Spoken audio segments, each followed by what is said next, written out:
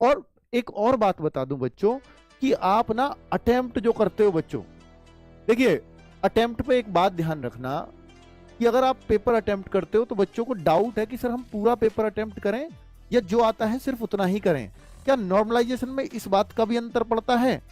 Normalisation में इस बात का बिल्कुल भी अंतर नहीं पड़ता कि आपने ज्यादा अटेम्प्ट किए और ज्यादा गलत कर दिए उसमें तो नॉर्मलाइजेशन में मार्क्स घट जाएंगे, ऐसा कभी नहीं होता। वो आपकी शिफ्ट पर ही डिपेंड करता है कि वो कितने कैसी आई है। ठीक है, तो इस बात की चिंता मत करना। तो मैं आपको ये सलाह दे रहा हूं कि 1/8 की नेगेटिव मार्किंग है आपकी, तो इसकी वजह से आप एकदम बेसलेस तुक्का तो मत मारो। देखो ये तो सीधी सी बात है, जैसे आपको पता है यार मैथ्स में मुझे आता ही है, तो अब मैं डाउट में मैथ्स में अक्सर नहीं होता, तो मैथ्स में या तो मुझे आता है या मुझे नहीं आता, जो नहीं आता फालतू में तुक्का मत लगाओ। लेकिन रीजनिंग में अगर आपको जैसे क्लासिफिकेशंस होता है, कई बार हम फंस जाते हैं 2 ऑप्शन में, और ऐसे बहुत सारे सीरीज के क्वेश्चंस होते हैं, कई बार फंस जाते हैं कई बार नहीं भी, तो हमें कई बार हम 50-50 में होते हैं, तो वहां जरूर लगा के आओ, कभी मत छोड़ना। ऐसे 1/8 की नेगेटिव मार्किंग ये कभी नुकसान नहीं करेगी आपका। ठीक है, और अगर आपसे बोलूं कि भाई जीएस में, तो मैं कहूंगा कि जीएस में भाई आप लगा के आओ, खुल के लगा के आओ। हिंदी में कुछ कभी कभी किसी क्वेश्चन में हमें डाउट हो जाता, तो उसको लगा के आना, छोड़ के मत आना।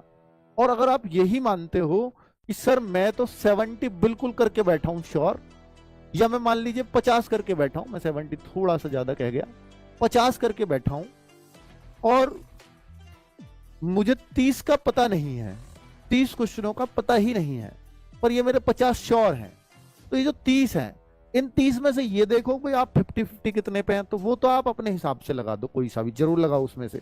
अब मान लो आपने 5 क्वेश्चन ऐसे छांट लिए जिसमें आप 50-50 हैं, 50-50, तो उनमें तो जो आपको लग रहा है लगा दो, और बाकी जो 25 क्वेश्चन बचे उनमें आप एक जैसा ऑप्शन लगा के आ जाओ, यानी या तो सब में ए भर के आ जाओ, या सब में बी भर के आ जाओ, या सब में सी भर के आ जाओ।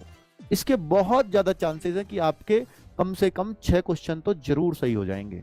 अब आपके सर 6 सही भी हो गए और 18 गलत हो गए, तो इसका फायदा क्या रहा? फायदा ये रहा बच्चों कि 6 क्वेश्चंस के आपको 12 अंक मिल जाएंगे, और 18 के आपके घटेंगे कितने आपको पता है?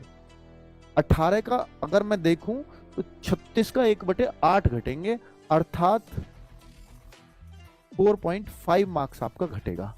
तो 12 मिले 4.5 घट गया, फिर भी आप जो फायदा रहा ना आपको, वो 7.5 मार्क्स का फायदा रहा। ये रहा फायदा, ये है इस चीज का लॉजिक जो मैं आपको बता रहा हूं। फिर आपके सर 6 क्यों जरूर सही हो जाएंगे? क्योंकि ये प्रायिकता प्रोबेबिलिटी कहती है कि अगर आप 25 करते हो और 4 ऑप्शन का पेपर है, तो उनमें से ये बहुत संभावनाएं हैं कि 6 ए विकल्प 6 जरूर मिलेंगे, और बी भी 6 मिल जाएंगे, सी भी 6 मिल जाएंगे, और डी भी 6 मिल जाएंगे। वो बात अलग है अगर कि आपकी बहुत ही खराब किस्मत हुई तो शायद ये 4-5 पे आ सकता है, पर 4-5 पे भी नुकसान नहीं होगा, क्योंकि 4-5 पे भी आपके 8-10 नंबर बन जाएंगे, उतने घटेंगे नहीं। इसलिए कह रहा हूं तुक्के के लिए, वरना अगर 1/4 की नेगेटिव मार्किंग होती मैं कभी सलाह नहीं देता। 1/8 की नेगेटिव मार्किंग है, इसलिए आपको ये बात बता रहा हूं, और ये बात सबको समझ में आती होगी, कई बार बता भी चुका हूं। ठीक है, तो भाई थोड़ा सा स्मार्टली चीजों को हैंडल कर लिया करो,